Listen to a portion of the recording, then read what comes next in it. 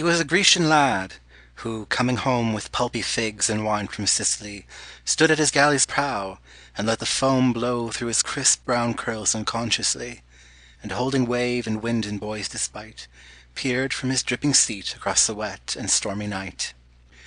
Till with the dawn he saw a burnished spear like a thin thread of gold against the sky, and hoisted sail, and strained the creaking gear, and bade the pilot head her lustily against the nor'west gale, and all day long held on his way, and marked the rower's time with measured song. And when the faint Corinthian hills were red, dropped anchor in a little sandy bay, and with fresh boughs of olive crowned his head, and brushed from cheek and throat the hoary spray, and washed his limbs with oil, and from the hold brought out his linen tunic, and his sandals brazen soled, and a rich robe stained with the fisher's juice, which of some swarthy trader he had bought upon the sunny quay at Syracuse, and was with Tyrian broideries enwrought, and by the questioning merchants made his way up through the soft and silver woods. And when the labouring day had spun its tangled web of crimson cloud, clomb the high hill, and with swift, silent feet crept to the fane unnoticed by the crowd of busy priests, and from some dark retreat watched the young swains his frolic playmates bring the firstling of their little flock, and the shy shepherd fling the crackling salt upon the flame, or hang his studded crook against the temple wall, to her who keeps away the ravenous fang of the base wolf from homestead and from stall. And then the clear-voiced maidens gan to sing, and to the altar each man brought some goodly offering, a beechen cup brimming with milky foam, a fair cloth wrought with cunning imagery of hounds in chase, a waxen honeycomb dripping with oozy gold, which scarce the bee had ceased from building, a black skin of oil, meat for the wrestlers, a great boar, the fierce and white-tusked spoil, stolen from Artemis, that jealous maid, to please Athena, and the dappled hide of a tall stag, who, in some mountain glade, had met the shaft. And then the herald cried, and from the pillared precinct one by one went the glad Greeks, well pleased that they their simple vows had done. And the old priest put out the waning fires, save that one lamp whose restless ruby glowed for ever in the cell, and the shrill lyres came fainter on the wind, as down the road in joyous dance these country folk did pass, and with stout hands the warder closed the gates of polished brass. Long time he lay and hardly dared to breathe, and heard the cadenced drip of spilt-out wine, and the rose-petals falling from the wreath as the night breezes wandered through the shrine, and seemed to be in some entranced swoon, till through the open roof above the full and brimming moon flooded with sheeny waves the marble floor, when from his nook up-leapt the venturous lad, and flinging wide the cedar-carven door, beheld an awful image, saffron-clad, and armed for battle. The gaunt griffin glared from the huge helm, and the long lance of wreck and ruin flared, like a red rod of flame, stony and steeled. The Gorgon's head its leaden eyeballs rolled, and writhed its snaky horrors through the shield, and gaped aghast with bloodless lips and cold and passion impotent, while with blind gaze the blinking owl between the feet hooted in shrill amaze. The lonely fisher, as he trimmed his lamp far out at sea off Sunium, or cast the net for tunnies, heard a brazen tramp of horses smite the waves, and a wild blast divide the folded curtains of the night, and knelt upon the little poop, and prayed in holy fright. And guilty lovers in their venery forgat little while their stolen sweets, deeming they heard dread Dian's bitter cry, and the grim watchmen on their lofty seats ran to their shields in haste precipitate, or strained black-bearded throats across the dusky parapet. For round the temple rolled the clang of arms, and the 12 gods leapt up in marble fear, and the air quaked with dissonant alarms, till huge Poseidon shook his mighty spear, and on the frieze the prancing horses neighed, and the low tread of hurrying feet rang from the cavalcade. Ready for death with parted lips he stood, and well content at such a price to see that calm wide brow, that terrible maidenhood, the marvel of that pitiless chastity, ah! Well content indeed, for never wight since Troy's young shepherd prince had seen so wonderful a sight. Ready for death he stood, but lo! The air grew silent, and the horses ceased to neigh, and off his brow he tossed the clustering hair, and from his limbs he threw the cloak away. For whom would not such love make desperate? and nigher came, and touched her throat, and with hands violet undid the cuirass, and the crocus gown, and bared the breasts of polished ivory, till from the waist the peplos falling down left visible the secret mystery, which to no lover will Athena show, the grand cool flanks, the crescent thighs, the bossy hills of snow. Those who have never known a lover's sin, let them not read my ditty. It will be to their dull ears so musicless and thin, that they will have no joy of it. But ye to whose wan cheeks now creeps the lingering smile, ye who have learned who Eros is, oh listen yet awhile. A little space he let his greedy eyes rest on the burnished image, till mere sight half swooned for surfeit of such luxuries, and then his lips in hungering delight fed on her lips, and round the towered neck he flung his arms, nor cared at all his passion's will to check. Never I ween did lover hold such tryst, for all night long he murmured honeyed word, and saw her sweet unravished limbs, and kissed her pale and ardent body undisturbed, and paddled with the polished throat, and pressed his hot and beating heart upon her chill and icy breast. It was as if Numidian javelins pierced through and through his wild and whirling brain, and his nerves thrilled like throbbing violins in exquisite pulsation, and the pain was such sweet anguish that he never drew his lips from hers till overhead the lark of warning flew. They who have never seen the daylight peer into a darkened room, and drawn the curtain, and with dull eyes and wearied from some dear and worshipped body risen, they for certain will never know of what I try to sing, how long the last kiss was, how fond and late his lingering. The moon was girdled with a crystal rim, the sign which shipmen say is ominous of wrath in heaven, the wan stars were dim, and the low lightning east was tremulous with the faint fluttering wings of flying dawn, ere from the silent sombre shrine his lover had withdrawn.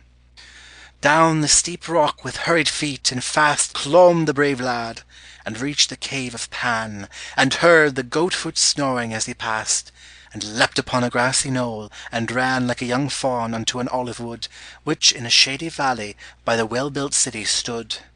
and sought a little stream, which well he knew, for oftentimes with boyish careless shout the green and crested gribe he would pursue, or snare and woven net the silver trout,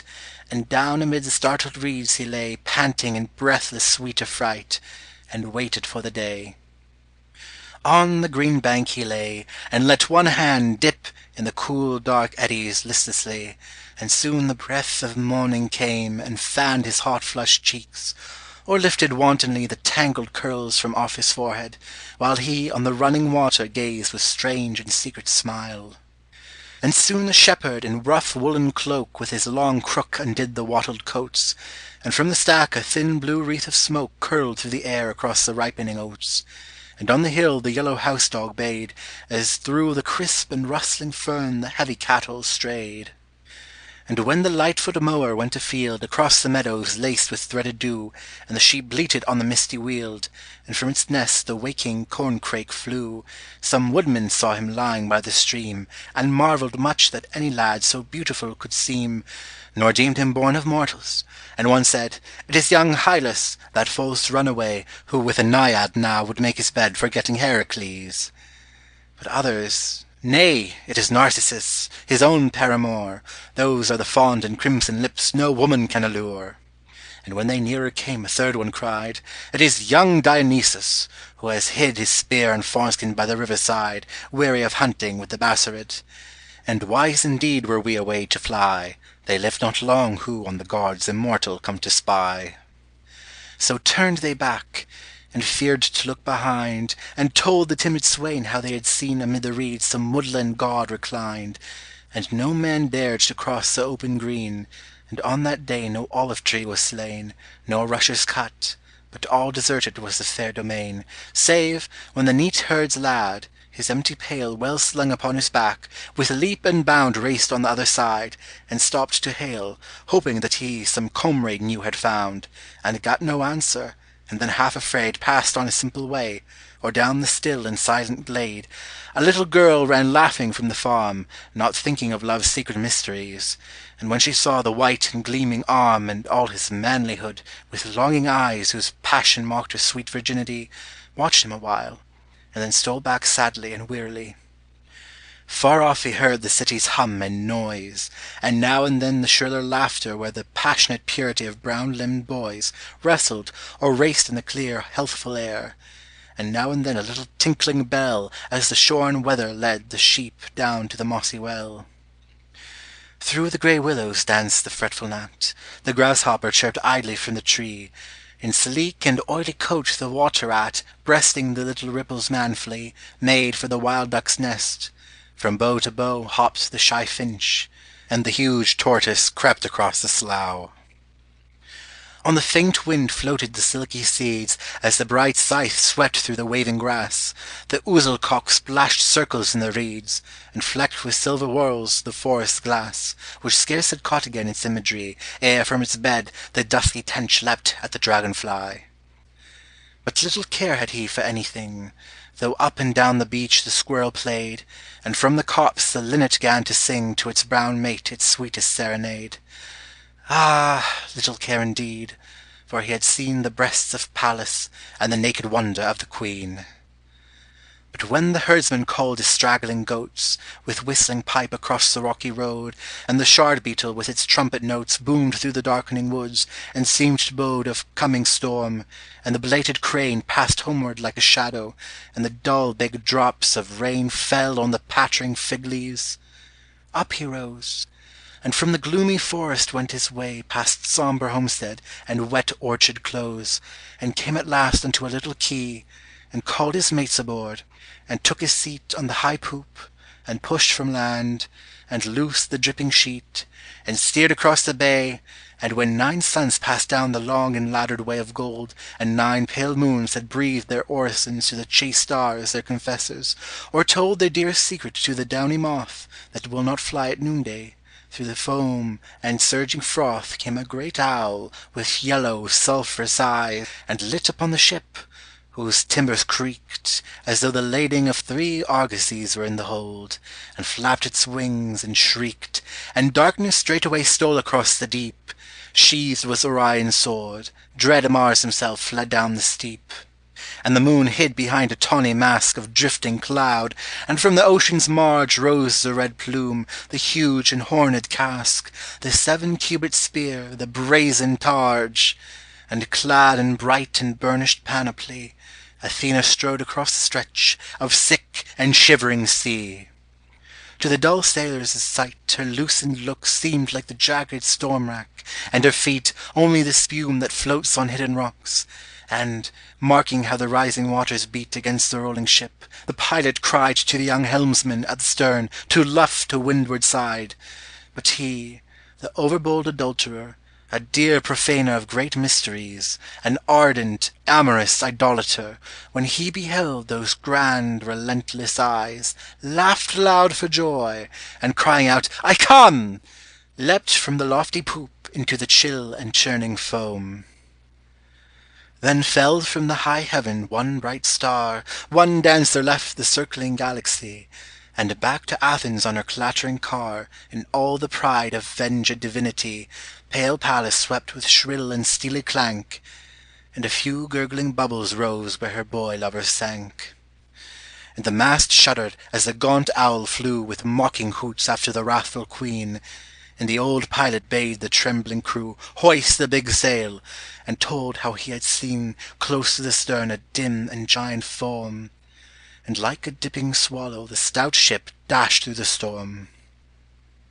And no man dared to speak of Charmidies, deeming that he some evil thing had wrought, and when they reached the strait Symplegades, they beached their galley on the shore, and sought the toll-gate of the city hastily,